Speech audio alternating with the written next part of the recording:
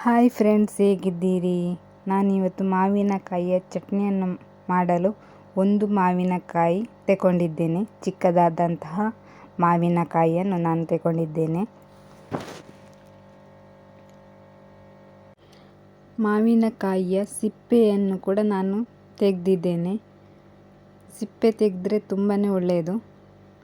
ಅದಕ್ಕೆ ನಾನು ಸಿಪ್ಪೆಯನ್ನು ಕೂಡ ತೆಗೆದಿಟ್ಟಿದ್ದೇನೆ.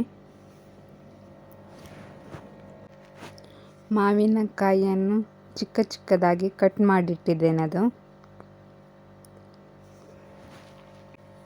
ನಾನೀಗ 2 ಮೆಣಸನ್ನು ತಗೊಂಡಿದ್ದೇನೆ. ದೊಡ್ಡದಾದಂಥ 2 ಮೆಣಸು, ಮತ್ತು ಬೆಳ್ಳುಳ್ಳಿ 2, ಮತ್ತು ಮೆಂತೆ ಸ್ವಲ್ಪ ತಗೊಂಡಿದ್ದೇನೆ.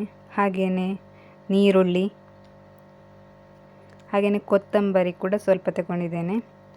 ಹಾಗೆಯೇ ಜೀರಿಗೆ, ಹಾಗೆಯೇ ತೆಂಗಿನ ತುರಿಯನ್ನು ಕೂಡ ನಾನು ಸ್ವಲ್ಪ ತಗೊಂಡಿದ್ದೇನೆ.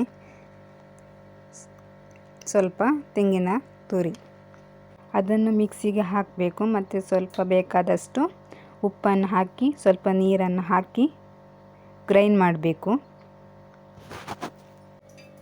ಮಸಾಲೆ ಕೂಡ ರೆಡಿ ಆಯಿತು. ಈಗ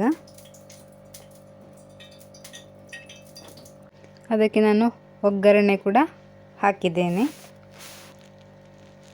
ತುಂಬ ಟೇಸ್ಟಿ ಆಗ್ತದೆ ಒಗ್ಗರಣೆ ಹಾಕಿದರೆ. ಮಾವಿನಕಾಯಿಯ ಚಟ್ನಿ ರೆಡಿ ಆಯಿತು.